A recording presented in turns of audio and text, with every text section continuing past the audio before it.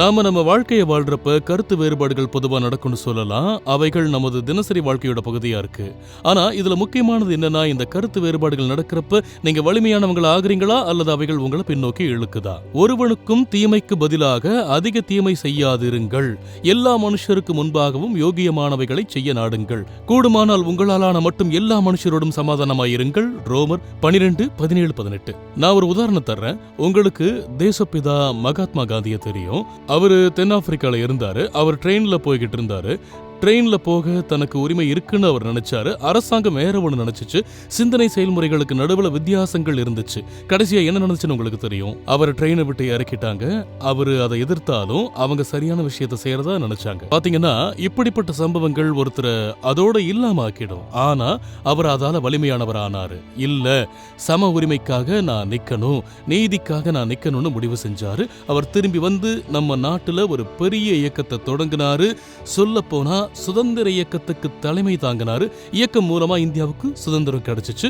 அதனால இந்த கருத்து வேறுபாடுகள் செய்யக்கூடியது என்னன்னா, அது ஒரு சின்ன தீப்பொறியை கொண்டு வர முடியும். அது மிகப்பெரிய வித்தியாசத்தை கொண்டு வரும். சொல்லப்போனா இது ரொம்பவே நெருக்கமா இருக்கு.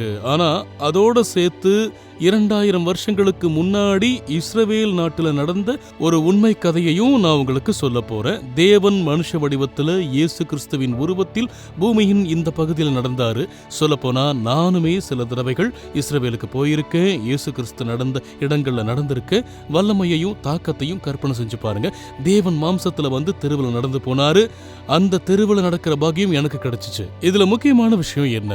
அதாவது இயேசு சிலுவையில அறையப்பட்டப்ப, அவர் சிலுவையில அறையப்படுறதுக்கு முன்னாடி ஜனங்க கூட தான் அவர் நடந்தாரு. அவங்களுக்கு ஊழியம் செஞ்சுக்கிட்டு இருந்தாரு. கருத்து வேறுபாடுகள் இருந்துச்சு. அவர் சரியான விஷயங்களை சொல்லணும்னு நினைச்சாங்க. அவருக்கு எதிராக குற்றச்சாட்டுகளை வச்சாங்க. அதோட கடைசியில் அவர் சிலுவையிலையும் அரைஞ்சாங்க. அதனால அங்க கருத்து வேறுபாடுகள் இருந்துச்சு. இயேசு கிறிஸ்து என்ன செஞ்சாரு? அவர் சிலுவையில தொங்கிக்கிட்டு இருந்தப்ப தன் மேல குற்றம் சாட்டின தன் ஜனங்களுக்காக ஜெபம் செஞ்சாரு. பிதாவே, தாங்கள் செய்கிறது என்னவென்று அறியாது இருக்கிறார்கள், அவர்களுக்கு மன்னியும். சொல்லப்போனா இந்த வார்த்தைகள் தான் நிறைய பேரை ரட்சிக்கவும் தேவன் கிட்ட நிறைய பேரை கொண்டு வரவும் செஞ்சிருக்கு. ஏன்னா இப்படிப்பட்ட கடினமான சூழ்நிலையில இந்த உபத்திரவத்தின் நடுவுல அந்த மக்களை எப்படி மன்னிக்க முடியும்னு அவங்க கேட்டாங்க. அதனால கருத்து வேறுபாடுகள் வல்லமையானதாகும்.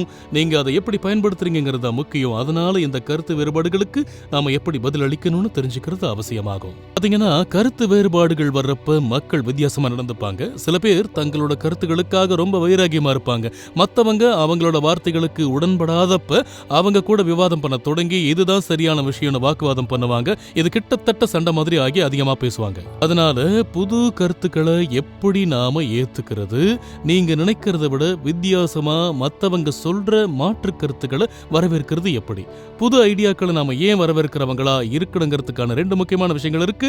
முதல் விஷயம், கருத்துக்கள் முக்கியமானவைகளாகும். தேவன் மனுஷங்களை படைச்சிருக்கிறதுனால தேவன் மேல நம்பிக்கை வச்சிருக்கிறவங்க மத்தவங்களோட கருத்துக்களை ஏத்துக்கிறது மதிப்பு மிக்கதுன்னு தெரிஞ்சுக்கணும். நாம ஏத்துக்கிறோமோ ஏத்துக்கலையோ, ஆனா அவங்க தேவனோட படைப்பா இருக்கிறதுனால மத்தவங்களோட கருத்துக்களும் முக்கியமானதாகும். 2வது, நம்மளோட யோசனைகள் வரைமுறைக்கு உட்பட்டவைகளாகும். நாம சந்தித்த மக்களுடனான அனுபவம், நாம பார்த்த இடங்களுடனான அனுபவம், நாம கடந்து வந்த சூழ்நிலைகளுடனான அனுபவம். அதனால வித்தியாசமான அனுபவங்கள் உள்ள மத்தவங்க கிட்ட நாம பேசுறப்ப மத்தவங்களோட கருத்துக்களுக்கும் நாம இடம் தருவோம். மத்தவங்க கிட்ட இருந்து கிடைக்கிற யோசனைகளுக்கும் நாம வரவேற்பு தர்றது அவசியமாகும். இப்ப நம்மளோட வாழ்க்கை சூழல்ல நாம எல்லாரோடவும் சமாதானமா இருக்கிறதுக்காக தேவன் நம்மளை அழைச்சிருக்காருங்கிறத புரிஞ்சுக்கிறது அவசியம்னு நான் நினைக்கிறேன். சமாதானத்தை எப்படி நிலைத்திருக்க வைப்பது? சமாதானம்னா மத்தவங்களோட கருத்துக்களுக்கு இடம் தரதுதான். உங்களுக்கு அந்த யோசனை பிடிக்காம இருக்கலாம், கருத்து வேறுபாடுகள் இருக்கலாம். இருந்தாலும் நீங்க கருத்துக்கள் கேட்க இடம் தரணும். நீங்க இதை செய்யறப்ப சொல்லப்போனா நாம அன்போடு சமாதானத்தோடு கனிவோடு வாழ தொடங்குவோம். அதோட வாழ்க்கை ரொம்ப மகிழ்ச்சியானதா இருக்கும். ஏன்னா கருத்து வேறுபாடுகளோட வாழ்றதுக்கு நீங்க கத்துக்கிட்டீங்க. அதனால யோசனைகள் அவசியமானதாகும். சரியா? நாம என்ன கத்துக்கிட்டோம்னா மத்தவங்களோட யோசனைகளும் முக்கியமாகும். அதை நாம வரவேற்கிறவங்களா இருக்கணும். யோசனைகளை வரவேற்கிறவங்களா இருங்க. ஒருவேளை யாராவது எதையாவது உங்ககிட்ட சொல்லலாம், அதை புறக்கணிக்காதீங்க. ஏன்னா அது உங்க வாழ்க்கையை மாத்தக்கூடியதாவும் உங்களை அடுத்த நிலைக்கு கொண்டு போக கூடியதாவும் இருக்கலாம். நீங்க வரவேற்கிறவங்களா இருக்கிறப்ப, மாறுறதுக்கு ரெடியா நீங்க இருக்கிறப்ப, அது உங்களை உங்க வாழ்க்கையில அடுத்த உயர்வுக்கு கொண்டு போகும்.